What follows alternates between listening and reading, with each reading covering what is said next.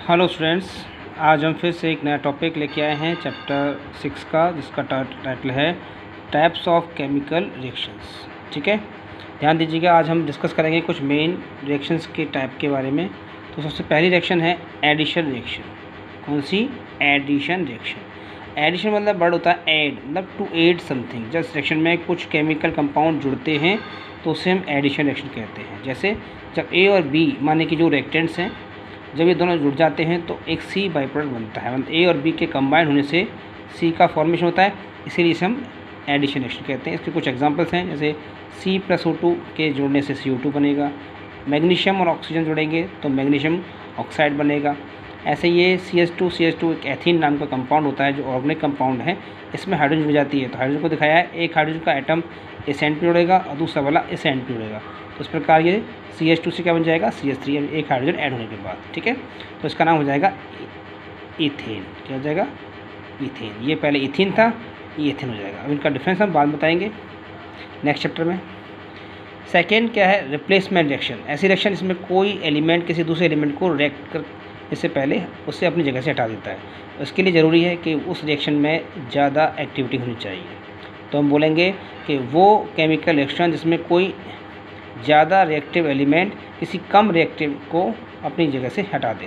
जैसे देखिए यहाँ पे ए और बी में से एक कंपाउंड है जिसे रिएक्टेंट कह सकते हैं। तो सी जो बी की तुलना में ज़्यादा रिएक्टिव है, वो बी को यहाँ से हटा देता है और ख़ुद एक के साथ कंबाइन होकर नया कंपाउंड AC बना लेता है। ठीक है, तो यहाँ पे एग्जांपल दिया हुआ है, जैसे कॉपर सल्फेट है, वो जिंक के साथ रिएक्शन जब करता है तो zinc is more reactive than copper. तो कॉपर को हटा करके वो उसकी जगह लेता है और फिर बना लेता है जिंक सल्फेट। पहले था कॉपर सल्फेट, अब बन जाएगा जिंक सल्फेट और कॉपर अलग हो जाता है या एलिमिनेट हो जाता है। अब यहाँ पे कुछ रिएक्टिविटी सीरीज़ दी गई है जिसमें कुछ एलिमेंट दिए गए हैं। जो दुनिया में सबसे ज़्यादा रिएक्टिव है वो एलिमेंट पोटेशियम है। पोटेशियम के बाद नंबर 2 पे सेकेंड सोडियम आता है, फिर कैल्शियम आता है, फिर मैग्नीशियम, फिर जिंक, आयरन, लेड, हाइड्रोजन और कॉपर आते हैं। ठीक है, ध्यान दीजिएगा, जो मैंने सर्किल बनाया है हाइड्रोजन का, इसका मतलब है कि बाकी जो एलिमेंट जो सर्किल में नहीं है वो सारे मेटल्स हैं। क्या हैं? मेटल्स। और हाइड्रोजन क्या है बेटा? एक नॉन मेटल है। ठीक है, यहाँ ध्यान रखिए, जो एलिमेंट हाइड्रोजन से ऊपर आ रहे हैं इसका मतलब ये सारे के सारे हाइड्रोजन से ज़्यादा रिएक्टिव हैं, यानी इनके अंदर हाइड्रोजन को हटाने की क्षमता होती है। क्योंकि कॉपर जो है वो हाइड्रोजन से मेटल होते हुए भी नीचे आता है, इसलिए मतलब कॉपर हाइड्रोजन को डिस्प्लेस नहीं कर सकता। ये क्वेश्चन आएगा आगे हम जब पढ़ेंगे कि कॉपर हाइड्रोजन को क्यों नहीं अब हटा पाता, तो उसका सीधा सा रीज़न है कि हाइड्रोजन के कंपेरिजन में कॉपर की रिएक्टिव सीरीज़ में पोजीशन नीचे होती है, लोअर होती है। ठीक है, थैंक यू, आगे बढ़े।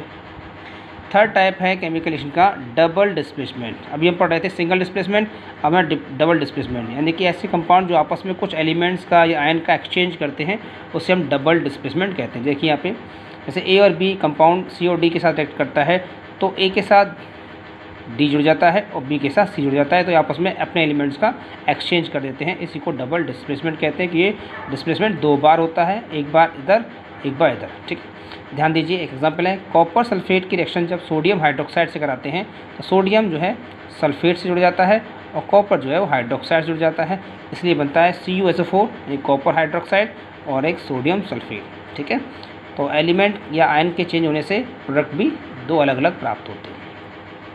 नेक्स्ट है फोर्थ रिएक्शन डिसोशिएशन रिएक्शन। ये क्या होती है?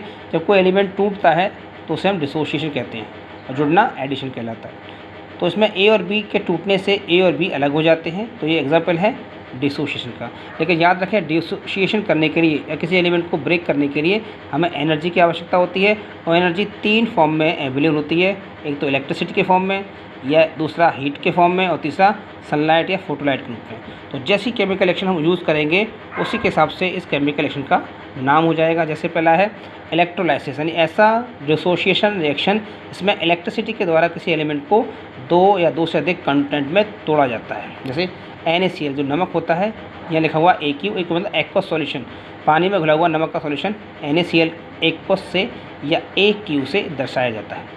तो जब इसमें E फॉर इलेक्ट्रिसिटी पास करेंगे तो सोडियम और क्लोरीन दोनों अलग हो जाएंगे। क्लोरीन प्राप्त होगी एनोड पर और सोडियम प्राप्त होगा कैथोड पर। याद रखिए कि इलेक्ट्रोड क्या होते हैं? वो नोड होते हैं जहाँ से करंट पास होता है। तो ये इलेक्ट्रोड 2 तरह के होते हैं, एक पॉजिटिव चार्ज, एक नेगेटिव चार्ज। जो पॉजिटिव चार्ज होता है उसे तो बोलते हैं बेटा एनोड, और जो नेगेटिव चार्ज होता है उसे बोलते हैं अपन कैथोड। ठीक है, तो यहाँ पर जो नेगेटिव आयन है वो तो जाएंगे, नेगेटिव वाले मूव करेंगे एनोड की तरफ क्योंकि पॉजिटिव है, क्योंकि हम जानते हैं कि अपोजिट चार्जेस में एट्रैक्शन होता है।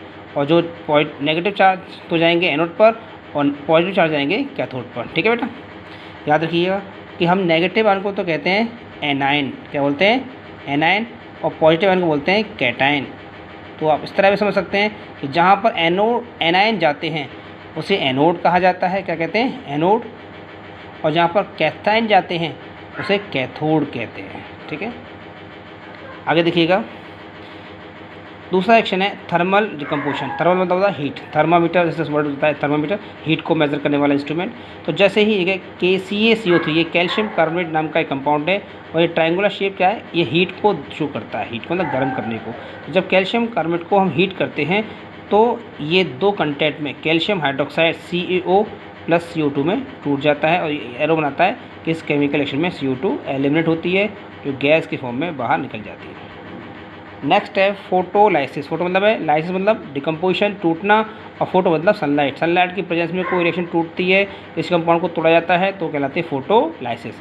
तो यहाँ पे कंपाउंड है HBr, इसका नाम है हाइड्रोजन ब्रोमाइड। जब इसको हम H न्यू, ऐसे मतलब सनलाइट का एक सिंबल होता है H और न्यू से दिखाते हैं बेटा, क्लास होगी जब हम बताएंगे H न्यू क्या होता है। तो ये सनलाइट जब दी जाती है तो ये दो अपने एलिमेंट्स में टूट जाता है, हाइड्रोजन अलग हो जाती है और ब्रोमीन अलग हो जाती है। ठीक है, ब्रोमीन के में एरो बना हुआ है, यानी ब्रोमीन गैस के फॉर्म में एलिमेंट हो जाती है और हाइड्रोजन भी गैस के फॉर्म में एलिमेंट हो जाती है। ठीक है, थैंक यू, आई होप आपको समझ में आया होगा। बाकी की रिएक्शन हम कल पढ़ेंगे, आज के लिए इतना काफ़ी है। और प्रॉपरली अपना काम करते रहिए, बाद में रिपीट नहीं होगा। कोई दिक्कत है तो पूछेगा, मैं इसके साथ में इस वीडियो के साथ में आपको एक पेज भी फ़ोटो में सेंड कर रहा हूँ। ठीक है, थैंक यू, राधे राधे।